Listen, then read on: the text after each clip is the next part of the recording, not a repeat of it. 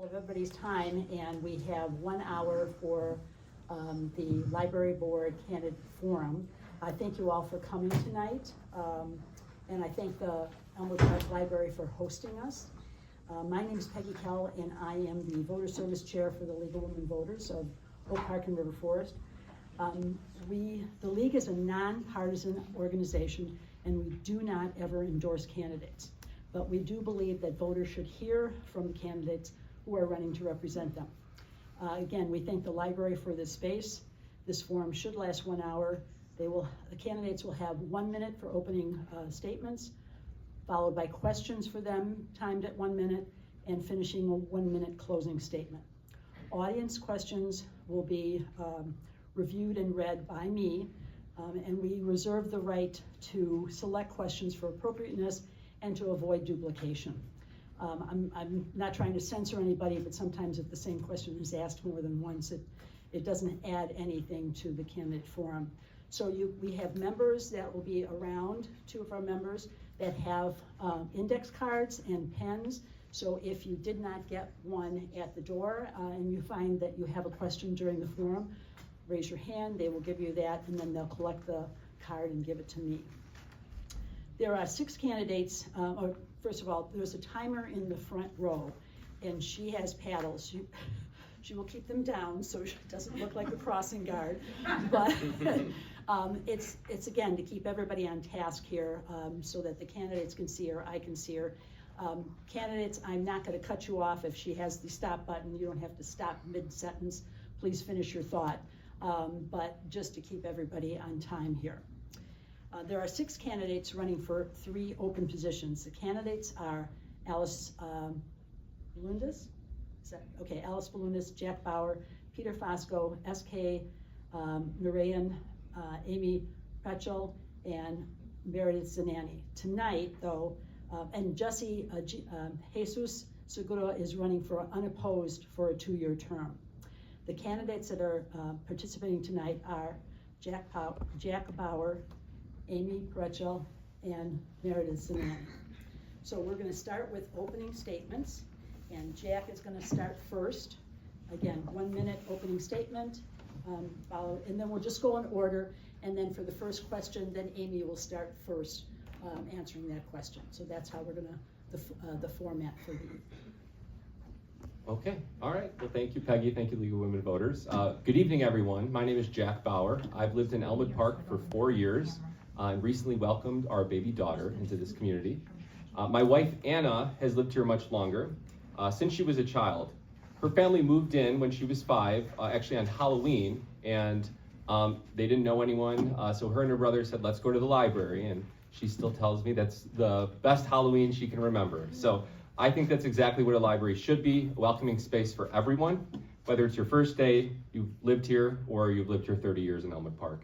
Libraries have shaped my life in many ways. I even met that same wife at a library. I've worked in libraries at every level for 14 years and now serve as the director of the Rolling Meadows Library. I'm running because I believe in the power of libraries to build community, provide access to information, and create a space where everyone feels welcome. I want to bring my experience and passion to ensure Elmwood Park Public Library is transparent, community-focused, and a resource we can all be proud of. Is that the normal cutout timer? How do I shut that off? It's not only, you can mute your phone and it will still work the timer, it just won't make a noise. That works too, though. And visual and auditory, right? All right, thank you. Amy? We'll roll with it. Okay. Good distance from the microphone. Fantastic, thank you. And thank you all for joining us here this evening. My name is Amy Prechel. I'm a lifelong resident of the Chicago area, and my husband and I bought our first home here in Elmwood Park about 8 years ago. We're raising our 3 boys here. My oldest goes to Elmwood Elementary, and I have twin 3-year-olds who are at the Goddard Center. Used to be at Dominican, now it's at St. Giles. I'm both a librarian and an avid library user, and I'm looking to give back to the community as a library trustee. I went to Dominican University, which is our very local library degree program. The other one is in Champaign.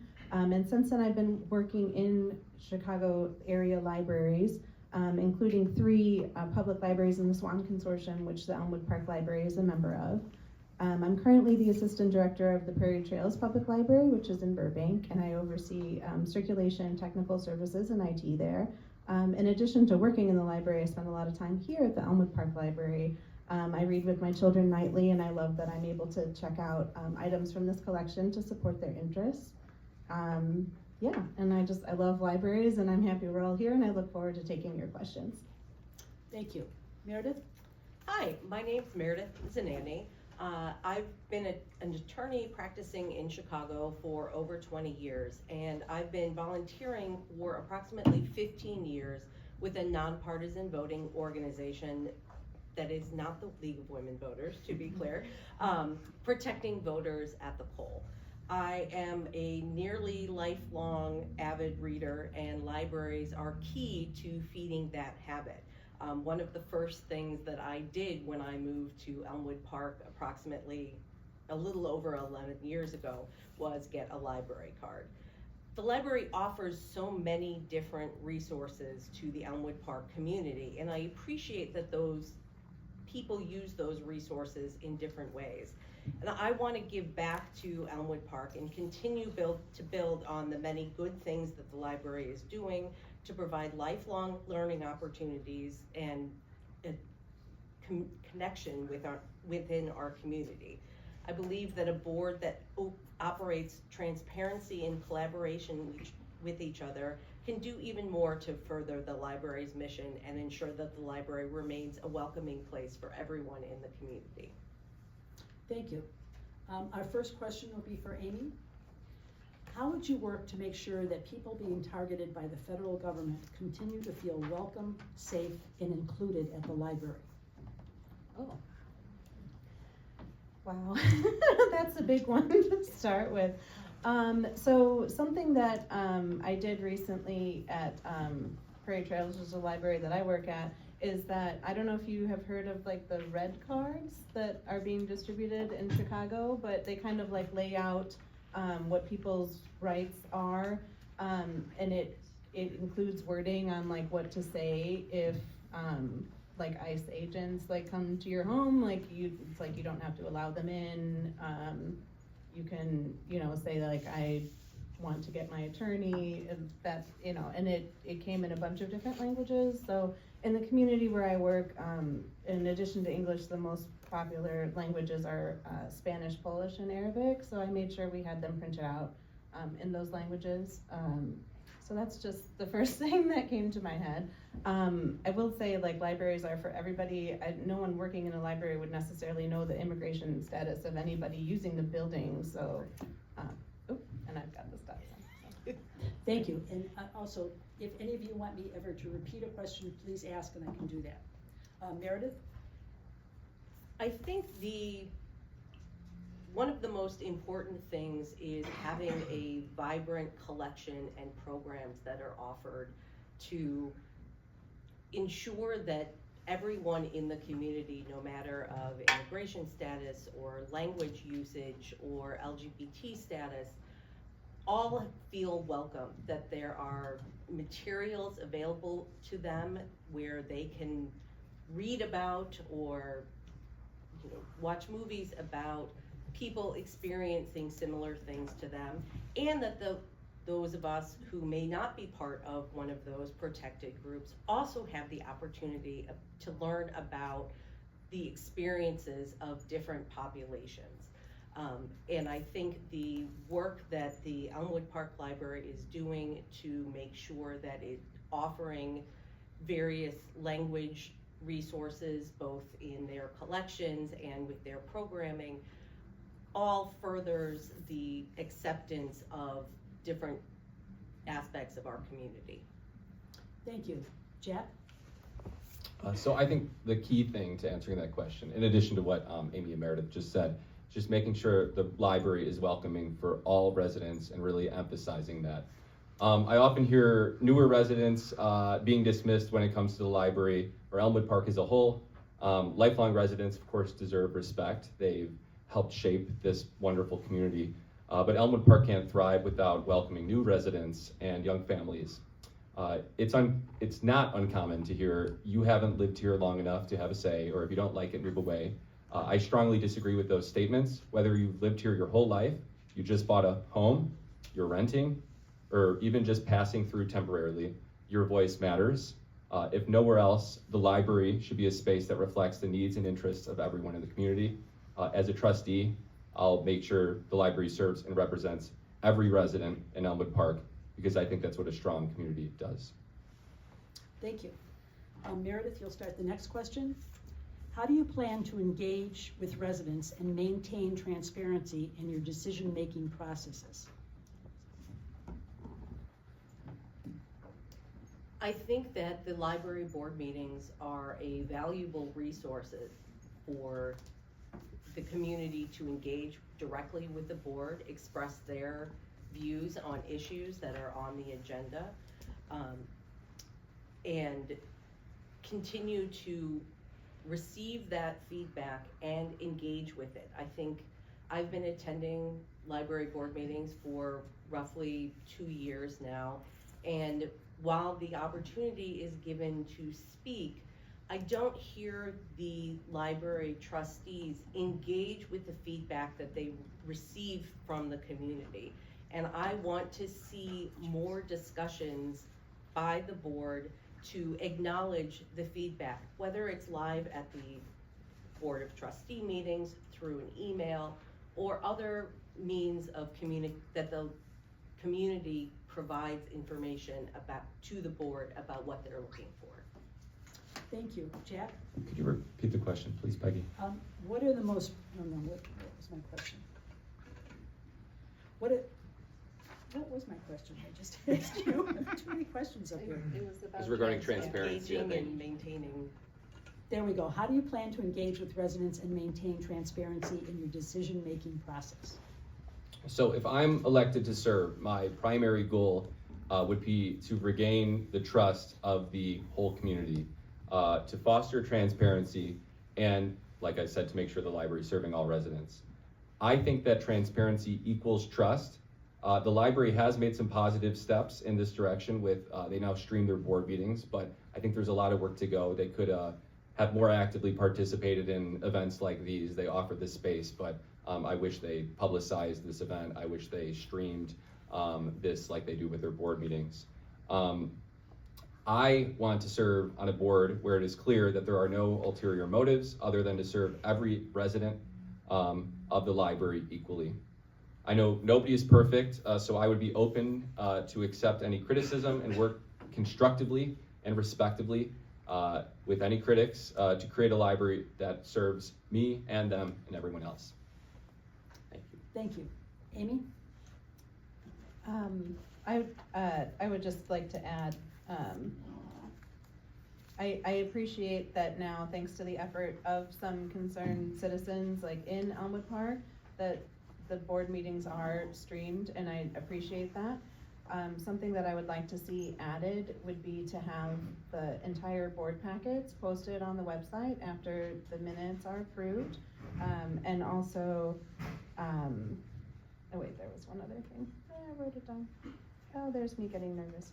I like echoing kind of what was said already. I feel like feedback is given to the board, but they don't necessarily like take the feedback and go to solve problems with it. It's taken personally, and it becomes contentious, or it's labeled as problematic that we have community members that make public comments at meetings. Or in one of the last board meetings, I think a lot of the report that was given to the board was just like, here are the public comments that this library received versus this other public library, and that's not really like a good place to look for like feedback on how to improve what's happening at this library. Like, I don't know how the public comments made at other libraries would really inform services here. So I would like to see them, you know, a board not be focused on that and be more focused on solutions. Oh, and then Thank you. thank you. Jack, you're going to start this next question. What are the most pressing issues facing this office, and how do you propose to address them? Yeah, well, I think I've talked, I don't want to be too repetitious, but I think trust is a big one. You know, I think the library does a lot of really great things, but it's a little tainted when, you know, not everyone in the library, I mean, in the community, fully trusts the motives of everyone in the leadership. So I think that that would be a very high priority. I've mentioned listening to the community. That is really important too. Serving everyone, as I've touched on. I feel like I'll just be repeating myself, but of course, always just being on the cutting edge of libraries. Things are evolving a lot. I've worked in technology in libraries, and I think I can lend my experience to that. I've worked with maker spaces, online resources, and all sorts of things that can bring the library into the modern era, along with, of course, the books and traditional materials that everyone loves at the library as well. Thank you. Amy, I'm sorry, what was the question? what are the most pressing issues facing this office, and how do you propose to address them? Yes, okay. So one of the things that I would like to see change is the timing of the board meetings, and also just making sure that the board meetings do follow the rules of the Open Meetings Act. So currently, the meetings, I believe, were set up to be like 7 or 7:30 on Monday nights, but now like those have all been canceled, and then they're making each meeting a special meeting to be held at 5 p.m. on Mondays, which is not really a convenient time for most working members of the community to attend. So I would like to see those scheduled at a time so that community members can actually participate. Thank you. Meredith? I think some of the pressing issues facing the board are maintaining the physical space of the library and approaching things in a strategic manner rather than one-off dealing with problems. I have not been able to find any sort of strategic plan on the library's website.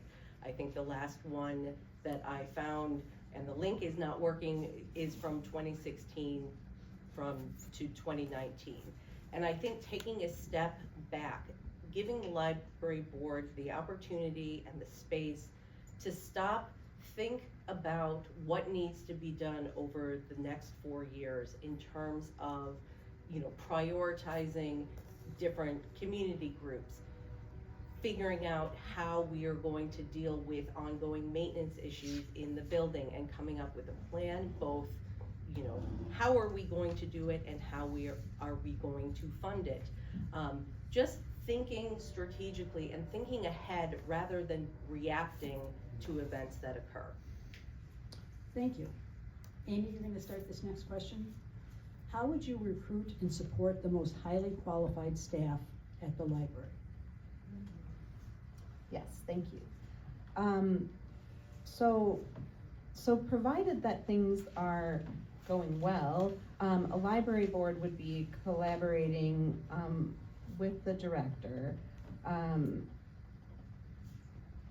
We would be like building a plan with goals and objectives, and just like the role of the board is more to be like checking in through committee meetings and the board meetings, and if something is not going to plan or needs to be changed, like brainstorming, coming up with other ways to accomplish the goal. I think it's very important to hire qualified staff that understand their roles, and if staff development is going well, I would like to see like staff members not only like attending conferences, but also like presenting at conferences and being given opportunities to grow in an organization.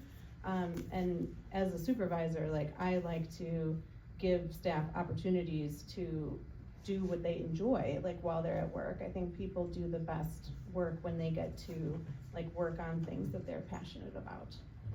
Thank you. Meredith? I think it's important to have a qualified and staff, and I think a key to retaining that is making sure that they are adequately compensated, both, you know, through salary, through vacation time, through health insurance, that kind of thing. That's definitely I think most of us know the challenges of health insurance and finding those things. That's something that the board, through its budget process, has influence over, while it may not have direct influence over the day-to-day hiring of a staff. So I think that's an important area for the board to participate. And I think the board should do all that it can to make sure that this is a pleasant working environment for the staff that we currently have. There has been a lot of turnover, and I would like to see that stop. Thank you. Jack? I agree with what Meredith and Amy said, and just to kind of expand on that. Currently, I know that the library board seems to have to approve every hire. I see that on their agenda. And I think, well, it's kind of overreach, day-to-day operation, but I guess that's their prerogative. But B, it really slows down the hiring process if it's being followed to the letter. The most qualified candidates can't wait or won't wait when they have other offers. Or maybe it's just ceremonial and that's not actually what's happening in practice, but I would probably say that that's not helpful. Personally, I've advocated against reducing staff benefits, personal time. I think that was up for discussion before and I spoke out against it. I'm hoping that conversation isn't continuing. I will say, to the director's credit, I think that Elmwood Park Library, I've heard, was kind of underpaid generally, and I do think he's working to increase that. But lastly, I would say it's important to make sure that every staff is heard, utilized to their full capacity, and treated with respect. Even if opinions are different and there are disagreements, they're handled helpfully. That's a word. Thank you. Thank you. The next question, Meredith, you're going to start with. What are the current adult services, and do you think they are lacking in any particular areas?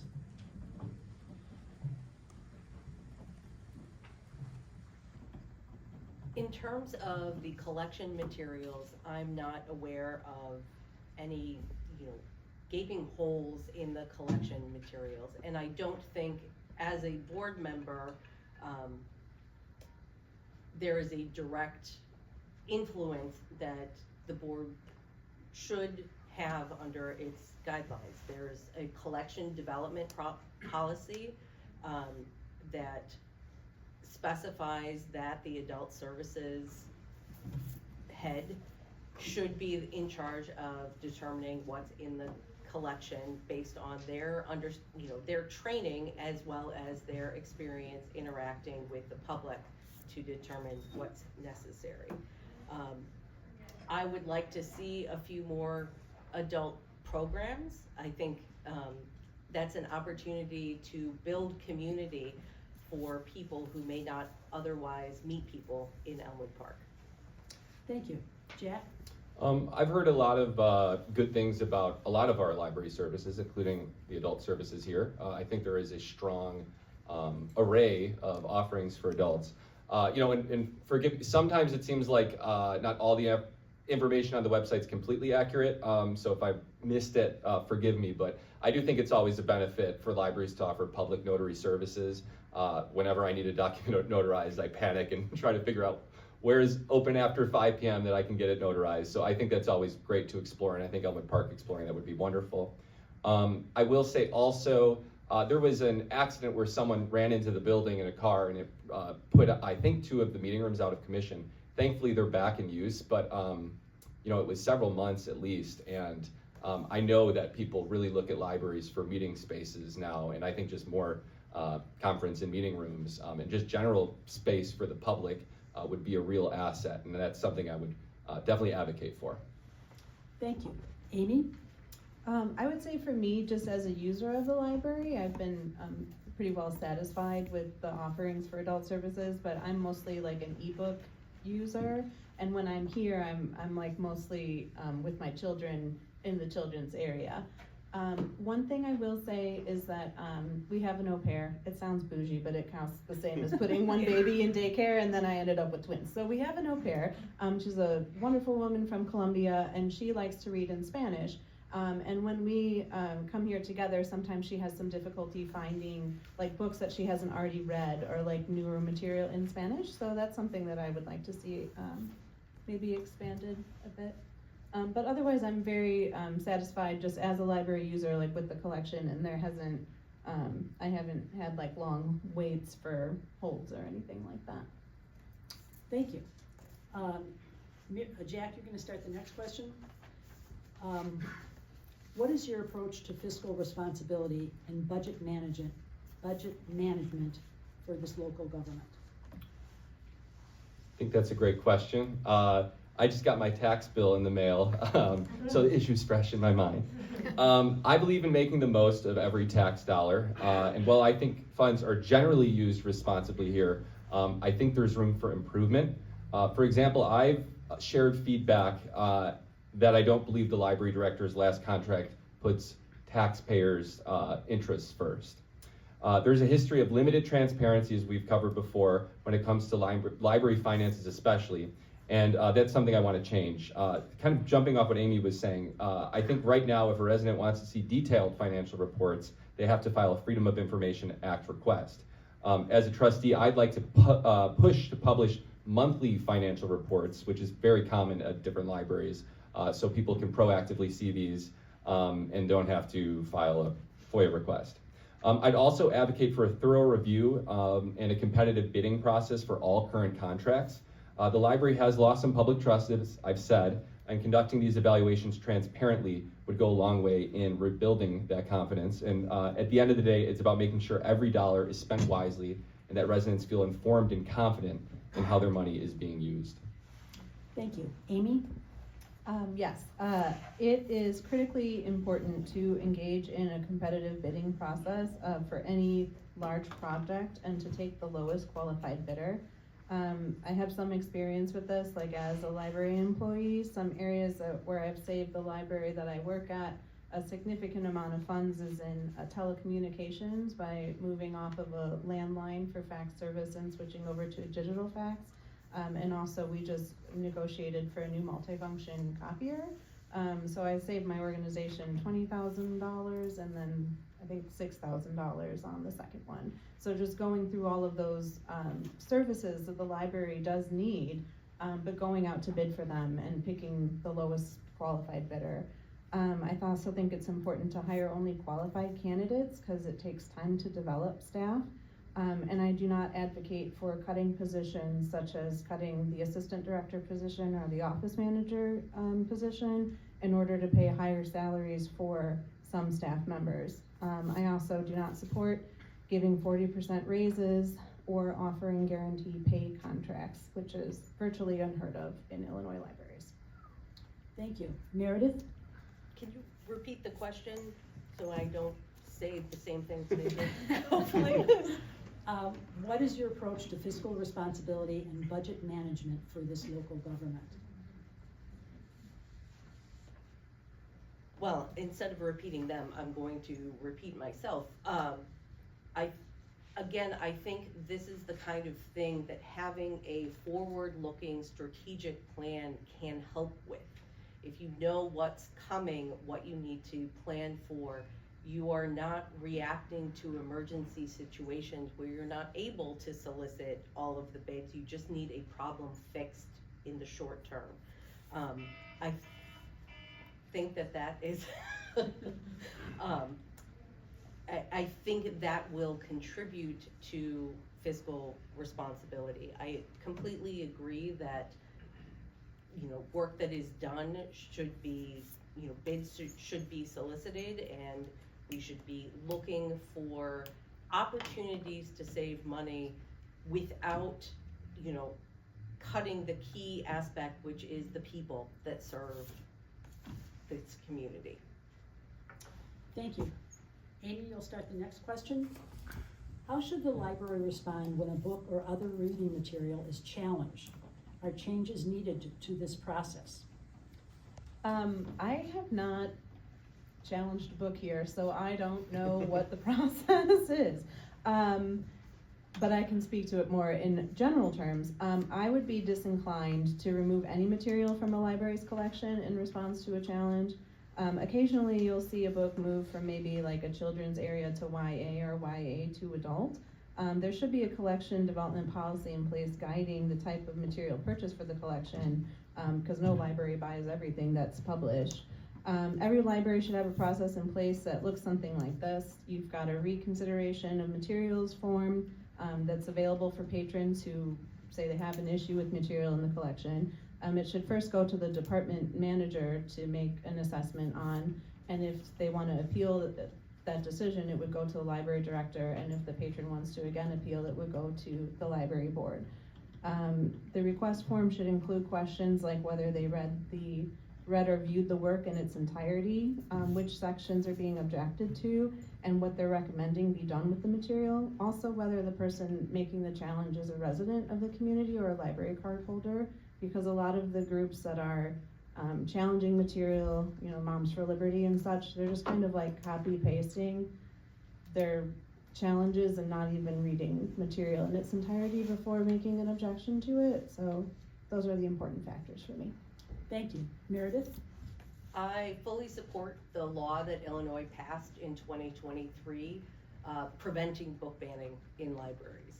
As part of that law, it's required that libraries adopted the American Library Association's Bill of Rights about having robust collections that are not influenced by any one individual's perspective, in order to access statewide grants. I'm pleased, reviewed that policy. I was pleased to see that Elmwood Park's collection development policy is, you know, following all of those things in the state law. And I believe that that has been successful in the grants that we have been able to achieve over the past 2 years. Thank you. Jack? So I don't want to repeat everything they just said because I completely agree with it. Just to tack on a little more with what Meredith was saying with that anti-book banning bill, if a library were to remove a book because of political motives that challenged it, it would be at risk for losing state funding. So fortunately, I believe that a lot of libraries and their boards' hands are tied now. I just want to kind of say, and I'm sure Amy and Meredith agree with me, I think a good library should have some material in it that will offend everyone. And I think one person's preference shouldn't limit another person's selection. And I think that one parent's decisions shouldn't affect another parent's decisions. And the library should not make parenting decisions for families. So I think that's all I have to add on that topic, but I agree with Amy and Meredith. Meredith, excuse me, Meredith, you'll start the next question. What opportunities can the library pursue to increase revenue outside of what it receives from property taxes? What I'm aware of, having attended the board meetings over the past 2 years, I do give the director credit that he seems to be accessing a lot of grants. I went through the comparison of the 2023 and 2020 fiscal year 23-24, fiscal year 24-25 grant budget monies, and it's significantly increased.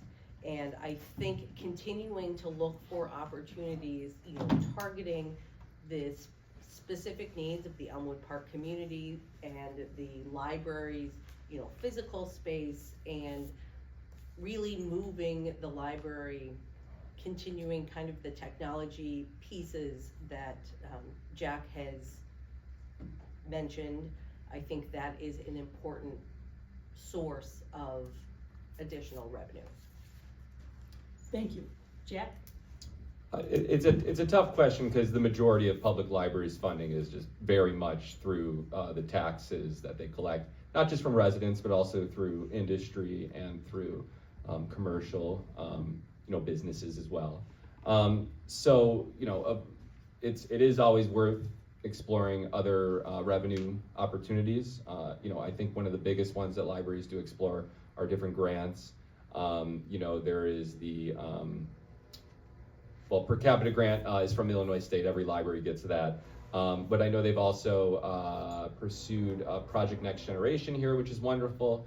I know that the library's been doing that for maybe almost a decade now, which helps youth explore technology and learn about technology and get funds for that. Other things, though, I wouldn't count on these things as like primary revenue sources, really, because you're always going to be, based on taxes. But there's services like passport acceptance services and processing that. I think those are other things libraries pursue. They get some revenue, and it's a nice service that the community's offered, and relatively low pass-through costs and a little bit of profit could be good. Thank you. Amy?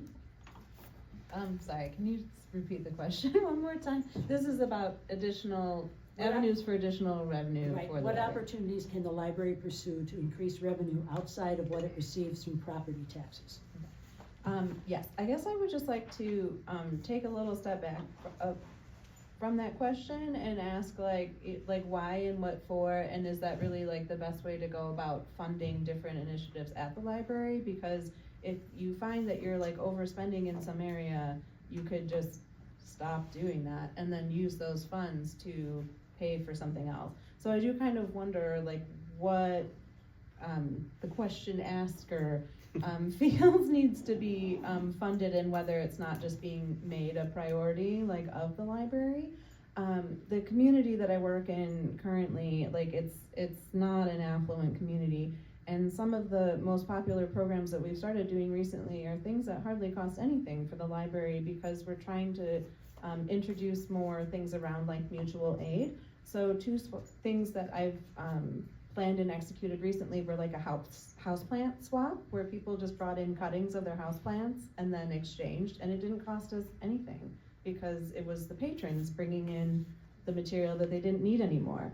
And then over winter, we did a holiday toy swap where parents donated toys, like gently used toys in good condition that their children had grown out of, and then offered them up for other families to take. And we were able to support like 45 families that were looking for Christmas gifts for their children when they're short on funds, and it didn't cost us, I think we spent maybe $100 on tablecloths and wrapping paper, and that was it. The rest came from the community. So I would kind of like to turn that question around and instead say, like, what are other things that we could do to just build the community and make the community stronger without being like hyper-focused on money, because there is a way to do it. Thank you. Jack, you're going to start this next question. How would you handle a situation where you could not come to a consensus with sitting board members?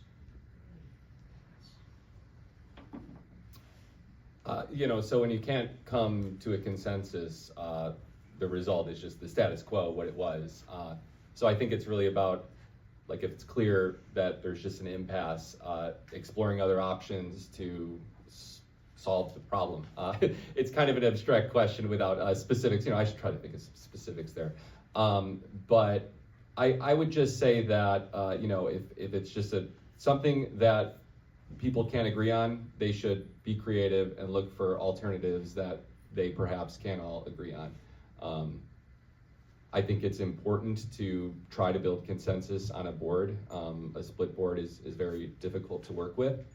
So I think it's important to find common ground between each other. I know, I think every trustee does want a good library, and I think they all have the same objectives in mind. So just keeping the community and the library and the patrons we serve in mind, I think is the best way to, compromise and come to agreements with each other.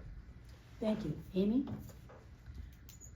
Yeah, I guess same as everything else in life, you don't ever get everything that you want all of the time. So, I might think that my ideas are the greatest, but not everybody's gonna agree with me, and that's okay. But I think that if everybody keeps what's important, in focus, which is serving the members of this community, we can find common ground, and we can find some things that we can agree on. And in terms of, voting on how things are gonna go, you've got a quorum and you vote, so whatever side gets the most votes, it's that's what we end up doing. And if it wasn't what I agree with, I'll just shrug and be like, okay, maybe the next one will agree more. I don't know. You have to be able to work with people that you don't agree with on some things, because nobody agrees on everything. Thank you. Meredith? I think the nature of the question highlights the importance of having a board that's actually discussing the issues that are presented before it.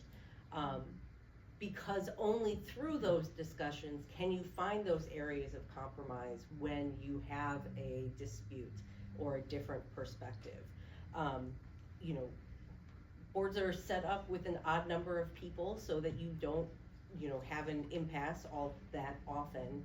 But as I think both Jack and Amy said, I believe that, you know, all of the people that are working in the library want the best for the library and are thinking about ways. They just may have different ideas about how to achieve the best results. And it's important that we find those areas of agreement and compromise as we work through those disagreements. Thank you. Amy, you'll start the next question.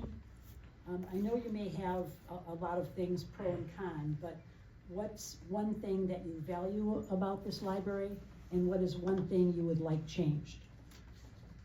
Oh, wow, okay.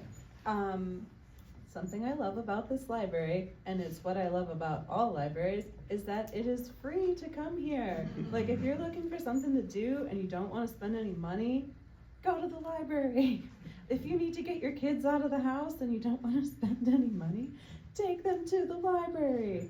I love the children's section here. I love that the room with the picture books has doors that close, so I can bring my rambunctious toddlers here, and I just have to keep them from turning the lights on and off because that's something that they love to do. But it's a safe place to bring them, and also it's free, and we get to leave with an armful of books. And puzzles, games, other things that they have up there. So that's what I love about this library. Something to change, I guess. Quickly. I guess just raising the professionalism. Yes, raising the professionalism and not having kind of personal disputes between the director and whoever he's having a disagreement with. Oh, thank you. Meredith? I certainly value, I'm a digital book reader for the most part. I love the fact that I can use an app when I've finished one book at 9:30 and I'm ready for a new one, I can go to the app and find something new to read. And with the diversity of options available, I think that's fantastic. And I think, as Amy said earlier, I've never had an issue, sometimes I have to wait for a really popular book, but that's because it's really popular. And I don't mind that because it's so great that I am able to use the library as this free resource to feed a unhealthy reading habit. One thing to change, I think, in terms of the day-to-day operation of the library, as I said, I think there's been a lot of turnover, and I just want to see a kind of stable library staff that is able to build long-term relationships with people in the community that will just make the services that they can offer better. Thank you. Can Jack? you repeat the question for me? Sure. That was number 10. One thing I would, sorry, go ahead. Did you love? Oh, okay, well, I think I remember. All right, Yes, sorry. one thing you like and one thing you don't like. I mean, I love so many things about libraries, about our library here. I've worked in libraries for almost 15 years. I've worked at libraries at every level, starting from retrieving books at U of I and advancing through roles in digital services, including managing cutting-edge initiatives. I now serve as the director of a library that has 57 staff, a multi-million-dollar budget, managing strategic planning in all library operations. I just kind of want to throw some of that in there if I didn't cover it. But I love so much about what the library offers. I really love the SWAN Consortium that Amy mentioned. That's a partnership of over 100 libraries in the area. So patrons have access to the collection of 99 other libraries within days, just right to your doorstep, or almost at your doorstep here in Elmwood Park. Kind of echoing one thing I would change, there's just so much defensiveness at the leadership level. Any disagreement or criticism is just completely dismissed and just seen as an axe to grind or political, and it's really just not the case. Thank you. Meredith, you're going to start this question. It's a little long. Libraries have become the battleground for culture, gender, and racial issues. How should a board member navigate decisions on these issues?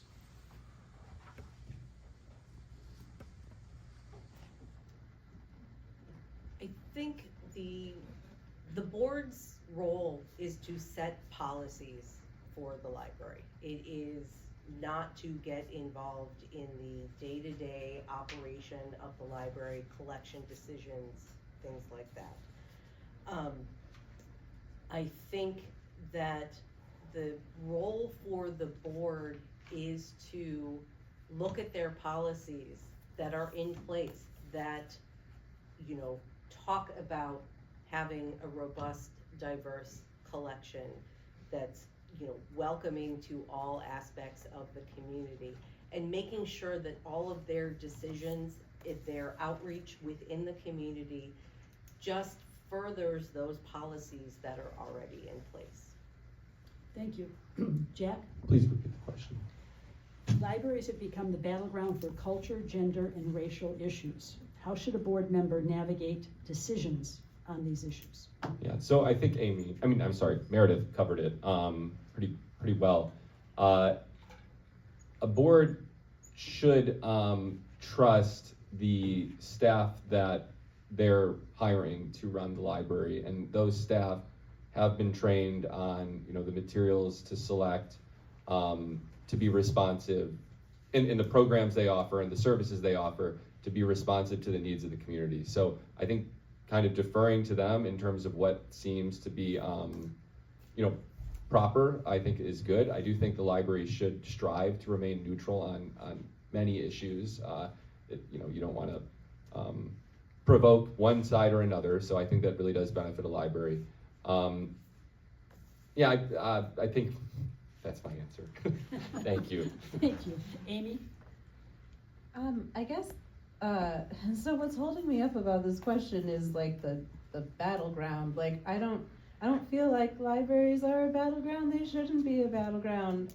Libraries are for everyone. Libraries exist for the public good, and it's one of the few, if not only, publicly funded services that is like literally for everyone. So no one should be excluded. And again, I feel like libraries have the potential to be like a community hub and a center of civic engagement, and we shouldn't just be looking at it in terms of like what the library can do for people, but also like how can the library facilitate sharing and strength building to make a community better. And you don't make a community stronger by excluding people. Like, you have to include everyone. And like I said, I currently work in a really diverse community with significant populations of either bilingual or non-English speaking patrons, and something that we're trying to do, or I'm trying to do in my work, to better serve the community, is to actively seek bilingual applicants when we have open positions, and also for our material to be translated into the other languages that are commonly spoken in the community. And we also maintain a sizable collection in those languages and regularly host multilingual and multicultural programs. So that's something that I would advocate for. Thank you. I think this will be the last question before closing statements. What is your, let's see, and we're going to start with Jack on this. What is your wish list, say that fast, for Elmwood Park's library's future? Well, you know, bear with me here. So the library leadership frequently, this is just an example, they frequently highlight that Elmwood Park has the lowest cost per residence compared to libraries like Eisenhower. And now, only since I filed to run for a trustee, Rolling Meadows Library, where I work, they divided the total library tax levy by the service population to get this statistic, ignoring any other factor. I would expect those running the library to know that's not how things work. The tax base compositions of these three communities are vastly different. Rolling Meadows tax base is 43% commercial and industrial, Eisenhower's is 30%, and Elmwood Park's is only 10%. This means that in Rolling Meadows and Eisenhower, a significant portion of library funding comes from businesses, whereas in Elmwood Park, the burden falls far more on residents. Not only are they cherry picking examples, but it's also not apples to apples comparison. This example makes me question how accurate, and this is to answer the question, how accurate generally the data and statistics the library puts out are. They seem very biased and slanted often. Residents should not have to be tax levy experts, and they don't deserve to be lied to. So I do think honesty would be a very important thing for me in the future, and that's what I would like to see. Thank you. Amy? I guess I didn't make a list, but what I would like to see is just a greater degree of professionalism. I would like to see the board meetings be more of a discussion so that attendees and members of the community can actually get a sense for the decisions being made. I mean, like, it's supposed to be an open discussion so that people know what's happening. From the meetings that I have tuned into, and again, I appreciate that they are available on the website, there seems to be sometimes kind of conversations getting shut down, or certain members of the current board not being like allowed to even speak at meetings, and that's concerning. So I would like to see that change. And yeah, I'd like to help. Thank you. Meredith? Okay. Hopefully I can get through this.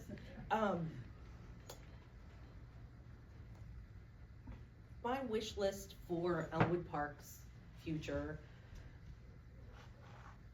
I'm trying to come up with an answer that's not something that I've said before. I, want more discussion at board meetings so that the residents don't just see what happens when a policy is posted on the website, for example, but why, why was this policy necessary? What was the discussion that was held?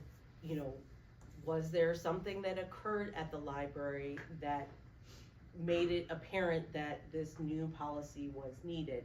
I think that's all important, and I would like to see, some sort of a forward-looking plan about what we're going to do with the physical space, as well as planning for personnel and, other expenses for the library. Okay, I lied. I just have one last question, and it's just want the name of something. What is the book that you are reading now? Amy, you're gonna start it off. Okay. And not why, just the name of the book, and if you know the author, and I never know authors, so, Okay, I actually just finished it, and sorry, I'm gonna answer all your questions. I actually just finished it. I'm reading it for my book club. I'm still in a book club with people that I went to library school with, so this has been running for like 15 years now. It was called The Sea of Tranquility by Emily St. John Mandel. It's a little bit like Cloud Atlas, but then different. okay, that's crazy. Yeah. That's crazy talk right there. Meredith? I believe that the book that I'm currently reading is called Wake Up, Nat and Darcy, and I have no idea who the author is. Thank you. Jack? I'm embarrassed by the title. It's called Deep Utopia. It's a nonfiction book about utopia. I think it's Nick Bostrom. It's kind of long, so I've taken a few weeks break, but I'm planning to finish it soon. Thank you. All right, we're gonna finish up with closing statements now, and Meredith, you're gonna start off with, you have 1 minute for closing statements. First of all, thank you to everyone who came out, the League of Women Voters, especially Peggy and Donna, who were instrumental in making this happen. Thanks to the library for providing the space and my co-candidates for participating. My professional and volunteer experiences have taught me the importance of listening to a variety of perspectives on an issue, not just my own, because that's how you get the best results. I want to bring those experiences to the library board and the evidence-based approach to decision-making that's kind of required being a lawyer, to help build a board that works together with the director and the library staff to consider the community's input, discuss the issues facing the library transparently in the library board meetings, and make decisions based on evidence about the library, how the library can best serve the community of Elmwood Park. Thank you. Thank you. Jack? Peggy, if it weren't for your book question, I would have been able to open and close. No, but really, thank you, Peggy, for all the work you've done. Thank you, everyone in the League of Women Voters. I think it's just such a wonderful service that you're offering to Elmwood Park. Thank you so much. Thank you, Meredith. Thank you, Amy, for participating. Thank you, everyone here, for attending, anyone watching later on, for making informed voting decisions. I think that's wonderful, super healthy for Elmwood Park. I was waiting to mention this because I was holding out hope until the bitter end that maybe our incumbents were coming, but were running late and stopped by the train or something like that. But I guess, unfortunately, that was fantasy because it appears that I think on both the library and the school board, none of the incumbents and all of the challengers are participating, or none of them are participating, yeah. It seems they believe that they can win without being held accountable to voters. I hope that the voters in Elmwood Park prove that that's not the case, and I hope that I've won your vote. Again, my name is Jack Bauer. Find out more information at elmwoodparkneighbors.org. Reach out to me with any questions or ideas. I'd love to meet you and learn from you. Thank you so much. Thank you. Amy? Okay, right, so I guess as the saying goes, be the change that you wish to see in the world, and I want to live in a world where people actively contribute to their community. And I told myself years back that once I put down roots somewhere that I would run for library trustee because I'm a librarian and this is what I'm knowledgeable about. And I figured this was a way that I can contribute to the community. I want to thank everybody for coming out and listening to us speak. Also thanks to the League of Women Voters for hosting us and the library for letting us use their space. Please vote April 1st, or early voting starts March 17th. Unlike the vast majority of local elections, Elmwood Parkers do actually have a choice in these local elections coming up. I'm running with a slate of qualified candidates. They're on either side of me, Meredith and Jack. And again, I'm both a librarian and an avid library user.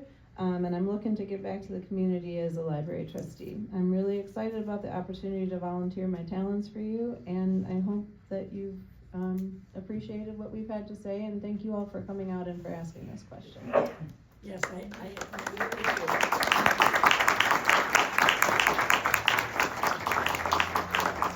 Public service is the bedrock of democracy, and we thank all the candidates for their time tonight and for choosing to run to local office. It's not an easy thing to run for local office. Your neighbors talk to you all the time after you get in office. Hopefully there will be a recording of this event. It may take a while to get posted on our website, so if there's people that wanted to hear this but couldn't come tonight, that if they go to the lwvoprf.org website, and give it a few days and we'll see if we can have a recording on there. Again, early voting does start March 17th with election day April 1st, Tuesday, April 1st. More information about elections are on our website, again, lwvoprf.org. Please remind your friends, neighbors, and relatives to vote. Local elections are important. And we thank you for all your interest in coming out on a frigid night, but it was no snow, okay? That's just now needed. We're gonna have about a 15-minute break before we start the the Unit District 401 Forum. Thank you all for coming. There's also water over there. If anybody wants a little bottle of water, there's water that the library board, the library staff was nice enough to